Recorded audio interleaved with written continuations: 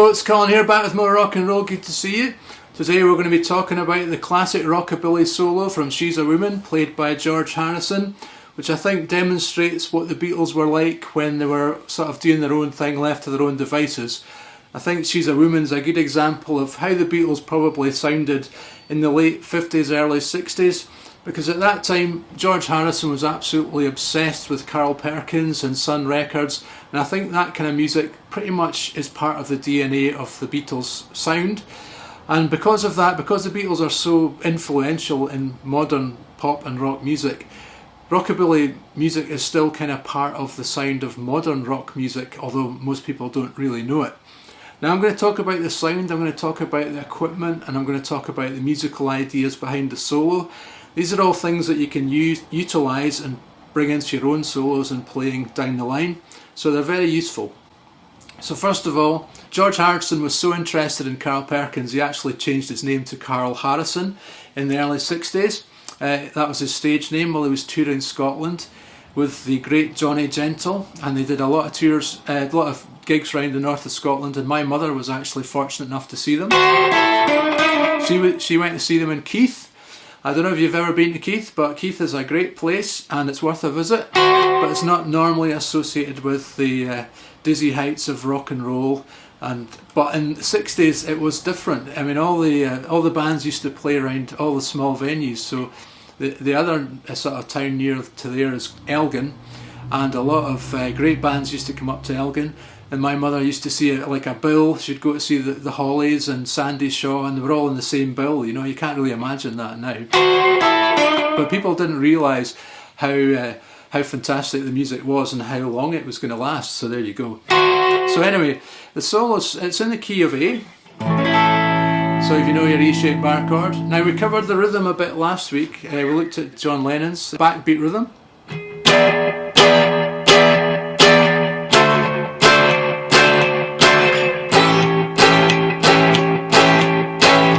And what he's doing is he's playing the in between 16th notes of the or 8th note, sorry, of the bar. So instead of going 1, 2, 3, 4, he's playing that 1 and 2 and 3 and 4 and. So he's playing the ands, which is a classic sort of rockabilly technique. It's known as skanking. So George Harrison, he plays the classic rockabilly solo over the top of it. So it's in the key of A. So if you know your pattern 1 pentatonic scale,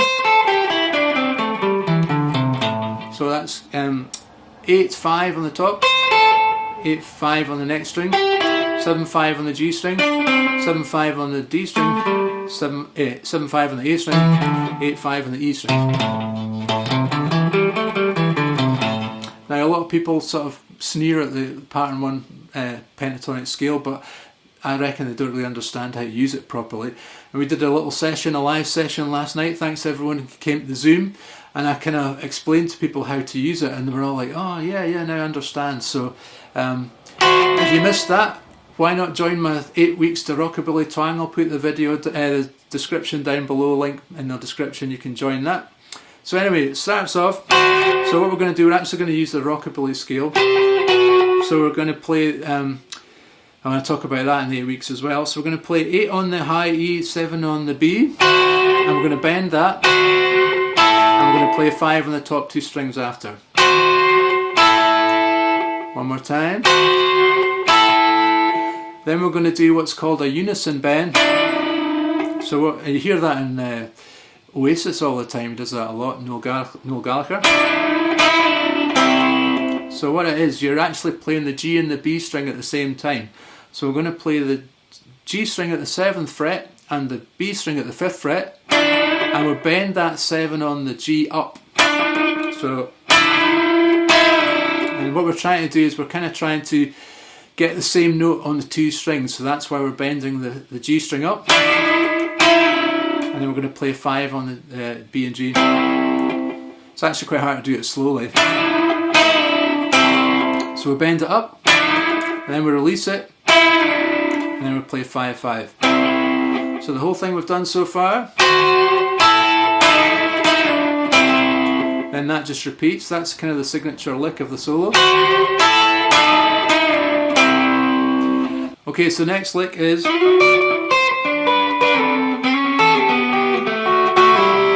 So he's walking down in 6th intervals. So we're going to start going from 11 on the G and 10 on the high E.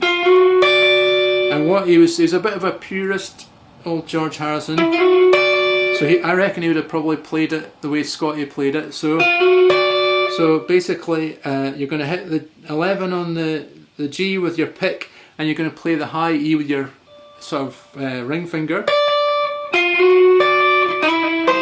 Move it back 2 frets. Then 7 on the G, 7 on the high E. Move that back 2 frets. Sort of slide it back very slowly.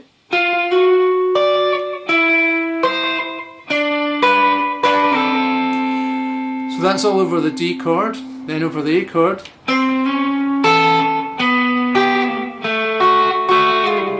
It's kind of the same lick but just moved back, so it shows you how you can relate these licks to the chords. So we're going to go from 6 on the G and then 5 on the high E. Then we're going to do 4 on the G and 3 on the high E. 2 on the top and 2 on the G. And then we're going to slide it off to nothing. Or you can just play, just pull it off, whatever's easiest. So the whole thing so far.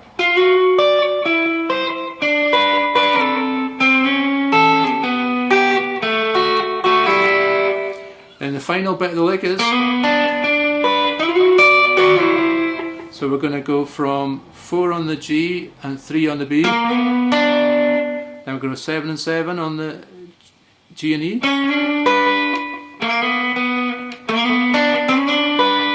And up to 11 and 10.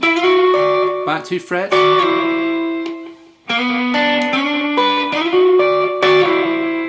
Then we just play the first lick again. So I'll talk a little bit about the equipment. So George Harrison at this time, he was getting into his Gretsch guitars, and a Gretsch Tennessean is a guitar he played quite a lot. I'm not quite sure why I went from the country gentleman to the Gretsch Tennessean.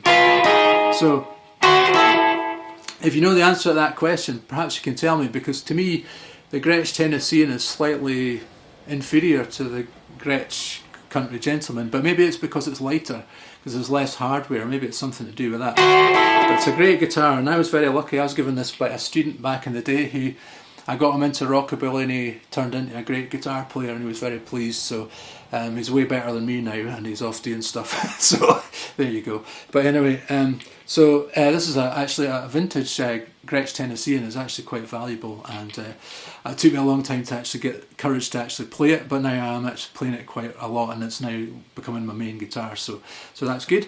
So and the sort of on the amplification side, so George Harrison would have been using a Gretsch AC30, and he probably had a delay pedal of some description on that. It was a tape delay back in the day. The technology was still evolving, so they actually had a tape. They recorded the sound and it just span round. So actually it was physically recording the note of the guitar and replaying it in real time. And then the tape used to get kind of stretched, and that you got that kind of analog tapes delay sound. But I don't have that. I'm playing out of a modern setup. I've got a Blues Cube, which is a Roland Blues Cube, which kind of replicates the sound of a tube amp. And then I've also got a delay pedal, which is very cheap delay pedal, and I've not been able to find it again. I bought it from Cash Converters, and I've tried using boutique delay pedals, and they don't give me the sound that I'm looking for.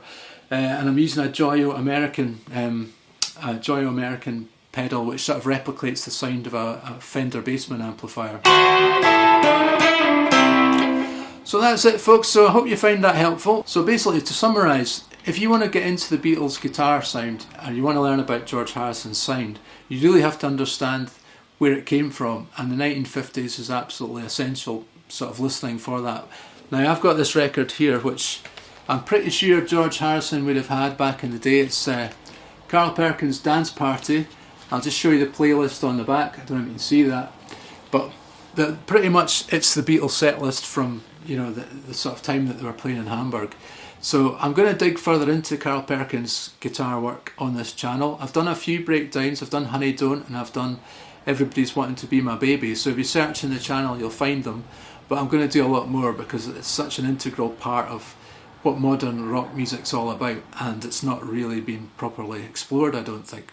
Okay, thanks very much for watching, and if you're interested and you want to find out more in real time, we're doing an 8-week course, 8 weeks to Rockabilly Twang, which starts tomorrow. That is the 17th of May, and 8 o'clock, and if you want to join that, the link's in the description. We'd love to see you there. We've got 11 places and there's only 14 left, so it's getting a bit competitive to get your seat, but I'm sure you'll manage if you do something about it fairly quickly. Okay folks, see you in the next video, keep rocking.